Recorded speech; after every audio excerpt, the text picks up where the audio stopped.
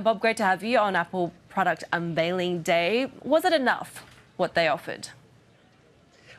Well, look, it was a whole bunch of incremental upgrades, Heidi. I mean, it was, camera improvements. Basically, for the standard iPhone 15s, what you got is last year's 14 Pro models is now available in the 15. So it's a better value if you're willing to accept last year's technology. And then for the Pros, the 15 Pro and the Pro Max, there were some nice incremental changes. I think the big news, as you started to hint at, was the pricing, because everybody, it seemed, was expecting price increases. And in point of fact, we basically saw price stability. One small change on the Pro Max, but even there, it really matched the price of last year's configuration with that amount of memory. So essentially flat pricing and yet more capabilities. And so I think people like that, and I think that's a good thing.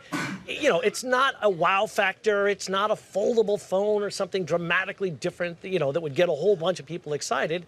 But if you're one of the many, many people out there who have a phone, they're like, yeah, you know what, I think it's time for an upgrade. There's plenty of good reasons to justify an iPhone 15 upgrade. So I think you're going to see that. You're going to see those incremental upgrades. And there's some high-end things that people are going to go for the Pro Max. That the prism design on the camera was actually pretty cool. I was kind of surprised by that because they talked about, FYI, it's basically an optical zoom of up to 5x. And some of the rumors had said, oh, it's going to be this telescoping thing. In point of fact, they use these clever prisms. So you're getting 5x optical in a tiny little smartphone. That's pretty impressive engineering. The Pro Max 9% price increase, is that compelling to you? Does that have the ability, as you say, if people are lured by the new camera capabilities, to potentially change that product mix going into next year? It might. We'll see what happens. The other thing that was interesting, at least in the U.S., and it'll be interesting to see how it plays out in other parts of the world, we saw the U.S. carriers continue their high-level subsidies, because there were also questions not only about the pricing, but the subsidy levels and whether they would continue, because they've been super high in the past. And they did. And so it may be that other carriers around the world that do some of that, obviously that's more of a phenomenon in the U.S. than other places, will also maintain that. But, here's one thing I will say. We've been watching the photography and video features in the iPhone improve incrementally over the last few years. And we're now at the point, I have to admit, while I was watching the presentation today, I was kind of hit me that, wow, high-end cameras, high-end video cameras and DSLRs from the Nikons and Canons of the world, I think we're really starting to see a risk now, because the workflow that Apple is enabling, the quality that they're enabling, really is up to that level. And I think that is going to have a longer-term impact, for that super high end of the market. For mainstream folks, I think you're going to see, hey, this is a nice incremental improvement. But remember, most people are upgrading from a 3 or 4-year-old phone, so it's going to be a massive improvement in quality in that regard. And so I think it will inspire some folks. When it comes to the high-end versions and the more pricey products out of Apple, how does that bode for those markets that Apple has been targeting, like India, for example, that's more lower income? Yeah, no, it's a good point, Shery. And obviously, let's not forget, Apple always keeps some of the older models in the line at lower price points. And those are going to be really important in markets like India, in certain areas of China, more rural China.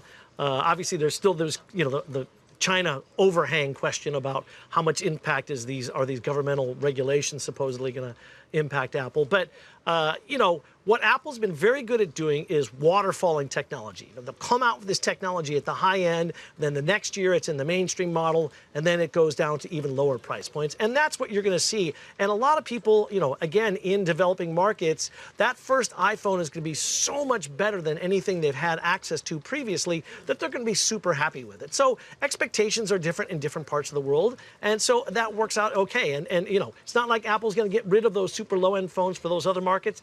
They will always be there, and these new ones just become the next benchmark from which they can waterfall down to the other markets.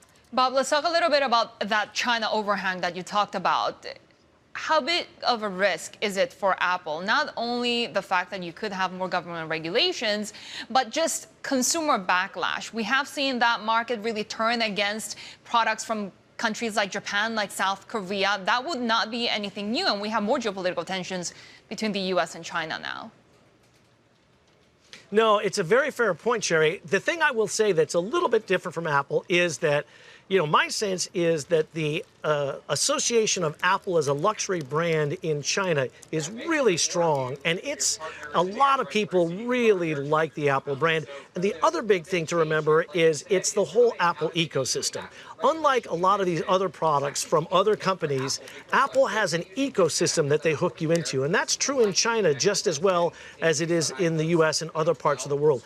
That makes it harder for a lot of consumers to move away from Apple. So while I think it's a bit of a concern, I don't think it's a huge issue for most of the consumers in China who are big Apple fans.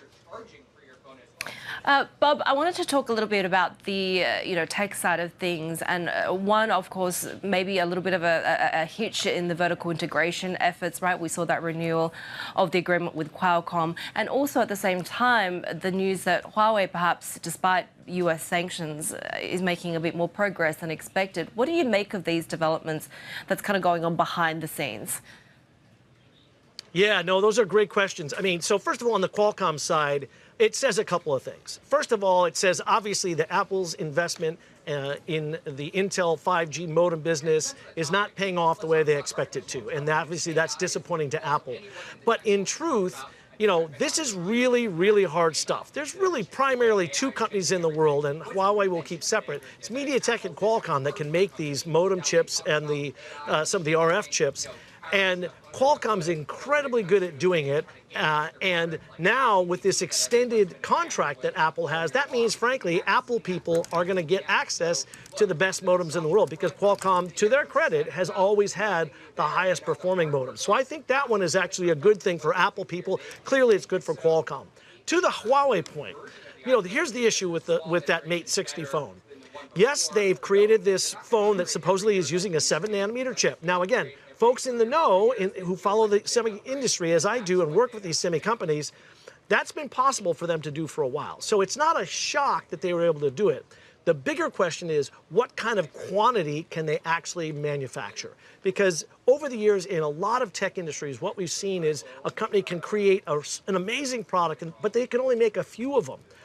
And so the question is, can Huawei really produce a large quantity of them? Because yields on that chip are probably very low, which means the prices are very high for them, and that's not a sustainable business. So to me, I don't think the Mate 60 thing is necessarily as big of a deal as a lot of people are making it out to be. I think it's more a flag-waving exercise.